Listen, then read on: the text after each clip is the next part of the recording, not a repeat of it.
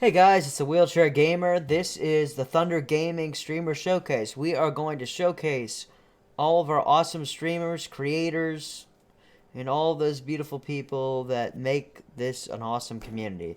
So with me is Dark Hunter. Why don't you introduce yourself to everybody here? Hey everyone, darkhunter here. And what is it that what platforms can we find you, and what are you providing in content to your viewers? I'm a variety streamer. I stream on Twitch and YouTube. You can follow me on Twitter. I always tweet out what I'm playing when I go live. Um, I pretty much just play around, have a good time. You know, have fun with it. Yeah, and then below, guys, in the description, I have him at Twitch TV. It's darkhunter92, and then on YouTube, can't really say that. That's not a word to explain. It's just a link. So click on it, check out his YouTube, and then khunter, 2392. Is that correct at Twitter? Yeah, on Twitter. Okay, yeah. So those are where you could follow him. So what got you into streaming? What was the what lured you, kind of like made you want to do it?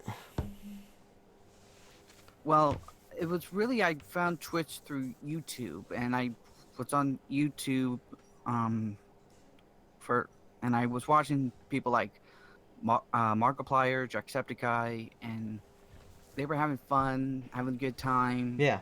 cheering me up. And I always enjoy, helping people, and they helped me. So I figured, you know, they're goofballs, like I'm a goofball, so why not, give it a try? And then I found Twitch through, uh, because some YouTubers also do Twitch, Right. and I came across people like Burt Black, Smashly, people who again were goofballs, and they just cheered me up. They were always guaranteed a laugh, still are, and I just figured, you know what, give it a try, see what happens, and then shortly after that, I learned you can actually make money if you're good Right. enough. Right. So Right. Exactly. Obviously we know that things have become a little bit harder with the making of money on YouTube. It requires a total of 10,000 total views, but that's not a problem for you, I don't think, because didn't you just say that you hit didn't you hit a total views of 1100? Wasn't that correct? yes, I just recently hit 1,100 views. Actually, 1,151 views last time I checked. So it's 1,000. Okay, so it's Yeah, not okay, but I mean that's still something. That's still you're yeah, making it somewhere. and that's actually a huge spike from what it was like a month ago. That's a huge spike. Oh, to bring you up, House, it's a talk show. Yeah, we're doing. We got darkhunter92 here. He is a streamer, and we're just talking about why he streams, and I love of video games overall. But so what type of content could we find on your YouTube channel? What type of people are going to want to be on looking at your stuff? Pretty much people who enjoy the games I play. Again, I'm a variety streamer, so good chances there. And people that enjoy a derp and a goofball playing games and failing a good amount of times. Is it Let's Plays? I mean, do you do any edited videos at all? Uh, Because I thought you did some of that. I am working on making more edit videos. I'm more at home with live streams, Okay. but I am working on making more edited videos. Matter of fact, I'm working on a video I just did recently with Foxing Gaming. Right. So Right. Oh, Foxing he's great. He does really quality content. And I figured you did I was under the impression you did mostly streams, but I mean that's cool. There's more to come potentially. oh Um, yeah. um, well, anyways, are there any games that you're playing right now that you want to talk about? I mean, is there anything that you're really excited about that you recently started playing or something like that? Um, that would be Final Fantasy 14 for me. Um, I always is Yeah. a for those of you that don't know, Final Fantasy first 14 is a MMO Final Fantasy game. It's subscription based month by month, but it's probably the only subscription based game that I'm actually gonna like put money into because if you're a fan of Final Fantasy at all, Yeah. you're gonna enjoy Final Fantasy 14. Yeah, I've seen it. I mean, it's a beautiful looking game. I mean, it's just straight up, and I mean that's PC exclusive, correct? No, actually, it Oh, okay. is PC and PlayStation Oh, I didn't realize that. I didn't realize it was also on PlayStation. That's kind of cool. and Mac as well. Mac as well, which is a huge selling point because there are not a whole lot of MMO games on Mac.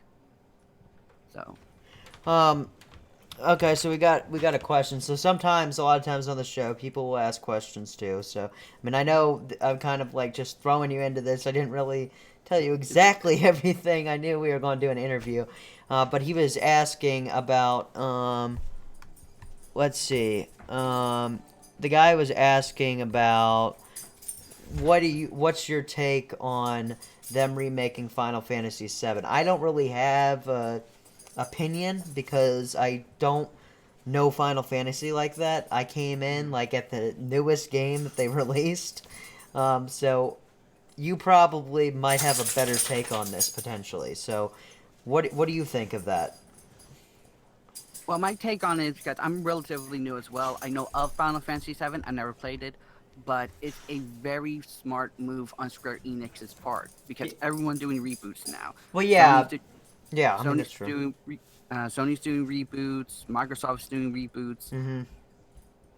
So, and Final Fantasy VII is arguably the best Final Fantasy game they ever made. Cool, cool. Yeah, I So, mean, so the fact that they're remaking it, not only are they going to bring back some of the older fan base, but they're also going to expose the newer fan base to what originally made Final Fantasy the icon of Japanese RPGs. well, yeah, and I mean it seems like a natural move for them because I know that was one of the bigger games. I never played it either, but I know that it was a game that was loved. You know, I've talked to a lot of people, but I mean it makes kind of sense, like with them, releasing. I mean this has been a pretty good year for them. I mean because they released the remaster collection for Kingdom Hearts. They also released because I'm pretty sure they're involved in that, right? I mean Square Enix is part of that. Yes. Square Enix is actually the main development company. Yeah. It's just that Disney allows them to use their material, their worlds, their characters in their game. So Right. Disney does have a say, like, okay, you can use our characters, but you really can't use them a certain way. They had to stay true to the Disney nature in a way, but they can tweak it Right. a little bit to fit their But game. they If released you that do so. collection. I never played it, and it's a great game. Kingdom Hearts is an Mm. awesome game. I might actually stream more of it tonight. I don't know. I was thinking of maybe doing Friday the 13th. I don't know. We'll see where it goes. But the point that I'm making is that they released that remastered. They released the newest Kingdom Hearts. So I mean, this has been kind of a good year for them, and I mean, obviously, Final Fantasy 15 was very well done. It's a great game. Um, so, I think it's going to, it's been a good year for them, definitely. But uh, And with E3 coming around the corner, there's a lot of hype about it uh too. well, To use yeah, that word. yeah. But there's Um, Project Scorpio. I mean, that's another big thing. I mean, I know it's a completely different topic, but mm, it's kind of tied in. I mean, it's all I mean, because I talk about new stuff on the it's channel. I don't want to say it's a risk for Microsoft to do what they're doing with Project Scorpio. I don't want to say it's a risk. It is a bold move Right, because right. they're trying to cram in so much power, so much new hardware um, into and into something that no one really done before, Right. and that can lead to either a very huge success or a flop if there's problem with releases. Right, So right. I mean, because at the original, on the original Xbox, they actually lost some money on that because there was tons of issues.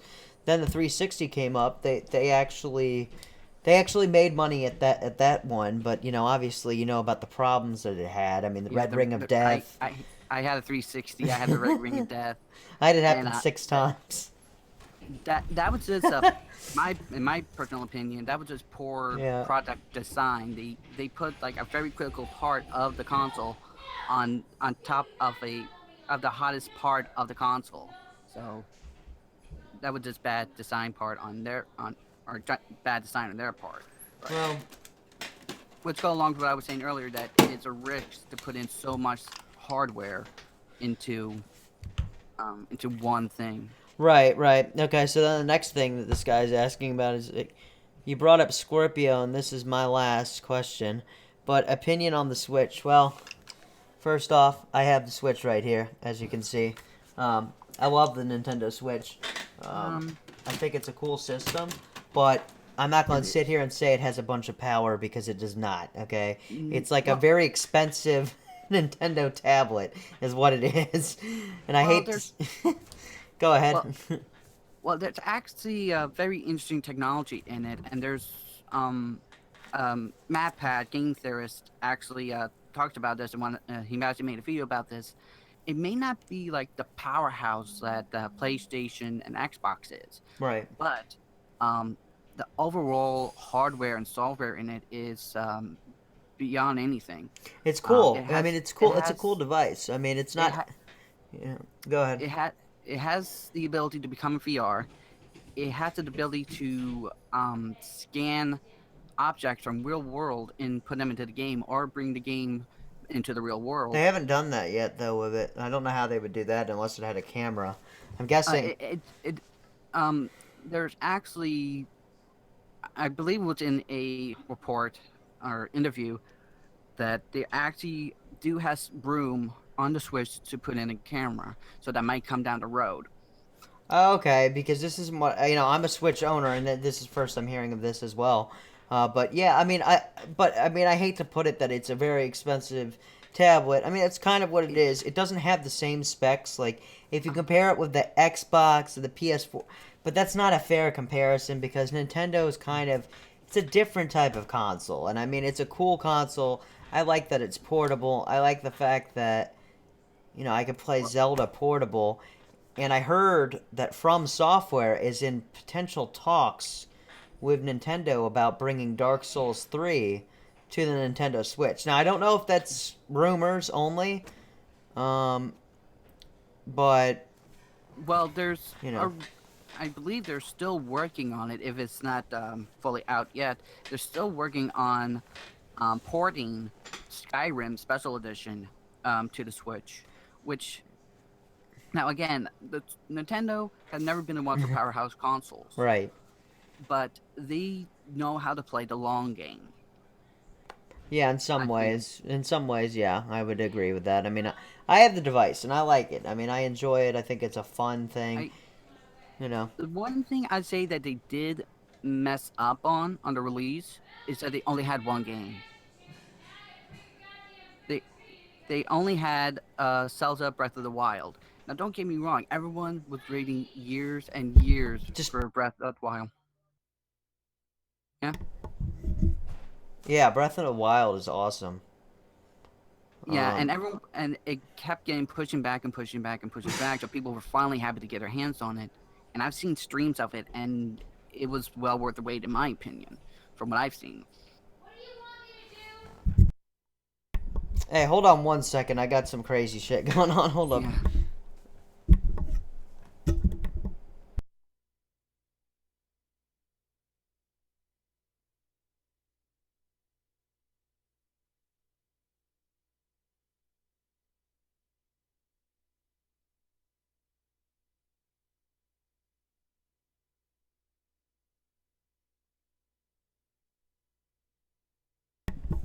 All right, sorry about that, guys.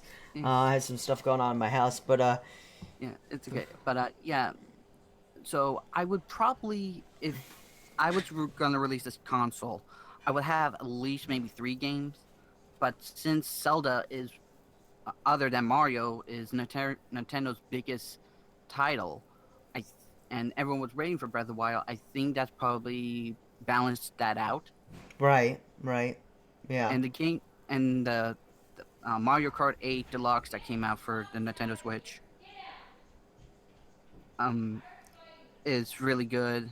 So the games that are coming out now and are coming out in the future seems to be really good, and they're going to use the Switch to their full potential, in my Yeah. opinion. Yeah. I can't wait until there's a Super Smash or Mario Kart was already made me really happy. I love that game. I haven't played that in a little bit here, but it's because I switch up games like crazy. I'm on a lot of stuff at one time. Mm. But will we see a zombies over on the Switch? I highly doubt that. Um, I can't it imagine them. Call of Duty really has well, not catered that much to Nintendo. what? And okay, yeah. The last Call of Duty game I really remember was Modern Warfare 4. Was on Nintendo Switch, right? It was on the no, it was on the Nintendo Wii, yeah. Um, Oh, the Wii but U, right? no Wii, like Oh, just the Wii, yeah. So they yeah. haven't So really yeah, done for a long anything. time. I mean, there was But Zombie U. I mean, but yeah, that wasn't had no. There was nothing to do with Call of Duty on that. yeah. Um, That was a completely different company, I believe. Completely Now, different. I mean, do you play Call of Duty? Do you? I mean, Yeah. I saw the World War II thing, and I was kind of excited about that, but Yes. part of me is kind of like hesitant in a way because I Well, just hope they don't ruin well, another game. well. No. Here's the thing with that. Um, Call of Duty, their roots are in World War II games. Like up until Modern Warfare, Call of Duty 4, and Modern Warfare, they were always World War II. Um, Yeah, so and they're going back to yeah, and the Modern Warfare titles were good. They were fun, but right. then they came out with World at War, what was I believe was their first specific front Yeah, World War II I game, really like that game. I put and a lot of hours into that. yeah, that was an incredible game. That was very well done. Yeah, But then they started to get futuristic, like with the yeah. Black Ops games Well, at and Advanced Advanced Warfare, Warfare. I think that's where things started. It got to it like, and I don't know. Some people hate Black Ops 3. I don't. Okay, because it was actually a playable game. In my mind, it was the last playable Call of Duty in terms of because Infinite Warfare has just become such a shit show in terms of, Mm, the corner shots and stuff. Like they just made it like in the walls and all. It's just like too much. It's like I want the boots back on the ground. I mean, and I've talked to some guys that play competitively, and they've even told me they're like, yeah, we're playing this, but we're not really liking it. We're playing mm. it because we got to get paid, but um, Yeah, and so so when when I heard that they were actually making Call of Duty World War II, I was like, yes, they're going back to what works. They're going back to what put them on the map. right, and I think that's a better idea. Yeah. Um, So, but the question is, because I've already seen like uh, the likes and everything, so people are hyped about it. People want it. But the yeah, question is, after that is out, once people played it for a year, will they continue going with World War II, or will they change it to something else?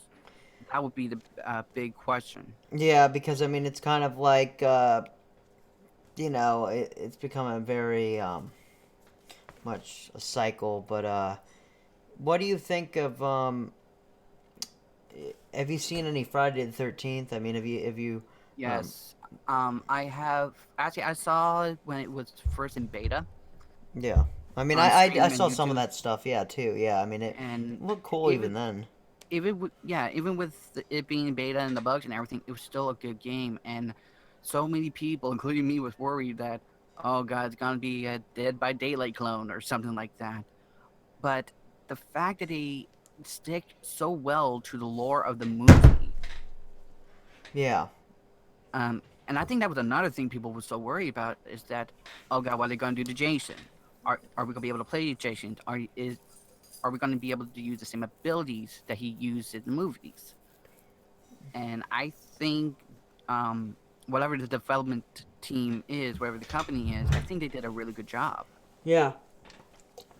Now, the one part where things got kind of messed up was the server situation is it's pretty fucked up right now. You have to do private games, but I would say though, it's not too hard to find games, especially from the Xbox, because the Xbox actually has that new thing where if you need a certain amount of people for a game, you can post something. And I mean, this game has been extremely effective with that. I hadn't really used the feature thoroughly, but now I have, and it's a great system. It's a really good way to, to hook up with other people to play the game. But you know, uh, Well, you well, know, the thing is, when it's from the developer's side, and and they agree, I agree that they should know. Okay, we're going to probably get the servers hit hard. We should be fully prepared and everything. But Friday the third, yeah, Friday the 13th movie um, movie franchise has such a huge following. Like up until I think it was I mean, they're so ridiculous, but I love them. I mean, I think that's part of the allure to them. I think that's why I, people like them. well, I mean, I think people like the more original Friday the 13th movies than the newer stuff, which is understandable. well, yeah, because I mean, you look at the new stuff, and it's just like, it's just reimagining stuff, and I mean, it's not really like, um, Yeah. so it looks like Gun Media is the company, um, and it looks like, I mean, there might be more people behind the scenes, I guess, but Yeah. it looks like pretty much. Um, well, there's, let's see, 1, 2, 3, 4, 5, 6, 7, 8, 9. There's like 9 people on this team. Um, and I mean, it was a Kickstarter project, so I think we got to be a little bit more Lenient. Yeah. lenient on them a bit because I mean, come on, this might be their first attempt going to the big show. If it is their first attempt, that they did a really good job because the graphics are good. It seems like the gameplay is good as well as the controls. Because normally, uh, the most common thing I hear about people complaining about is the controls. Like they're not tight enough. They're whatever. But I haven't heard any issues about um about it at all. Actually, Well, I've heard something about. They're thinking about. I heard something about a potentially adding a single player version of the game, which I think would be kind of fun because I mean it's kind of like it takes horror to a whole other level, especially in a game because like for instance, like I've seen it from the perspective of like where VR has made the horror experience mm, pretty intense. I mean because I played what's it called? I played Resident Evil 7 in full VR. And let me tell you, that was a pretty scary experience. But when you can throw a gamer into the experience of being chased by something or being hunted down by something and you're actually in that environment, I think it takes it to a whole other level and it takes the senses to a different level that a movie can. yeah, and that's why I ever since I first heard of the Oculus Rift way back in like 2012, 2014, whenever they Yeah. first came out with it, I was really excited um, for gaming in general, and to see them pretty much set such a blaze in the gaming industry. Right. Like now you have consoles working on VR, not just PC. Right, right. And I mean, I went with the PlayStation VR. Obviously, there's some games that I'm not able to play because I don't have the Oculus, but Mm. I think overall, though, I think it's pretty interesting. But let's go ahead and kind of I guess we'll kind of finish things up with the fact with I was curious what was like what got you into gaming, like what was your favorite game, and I mean what you know um, Well, my first game was actually Pokemon Blue on the Game Boy Color. So, nice. but what really got me into gaming fully was games like Medal of Honor Frontline, like games Oh where yeah, I played the shit out of that. because I had a lot of anger issues when I was a kid, and I just wanted to take it out on something. Video Right. games gave me that release, not just for my attitude, but also a release from my problems of the day. Right, right. I mean, I think that's an important thing. I mean, I think that's part of the reason why, in some ways, video games have kind of, um, they've helped me in many ways in terms of like being it. You can do things in a game that you might not necessarily be able to do in real life, And and you that's know, another thing. I injured my ankle when I was in fourth grade, so I couldn't do sports or anything. So it was a way to like pretty much be the person I want to be right. And I think until I that's couldn't relax. it's a good thing. But I mean, but favorite game of all time. Do you have one? I mean, is that too hard of a question to Uh, answer? it has to be Kingdom Hearts. It just has to be like that game was so well done, and some people, and I like that.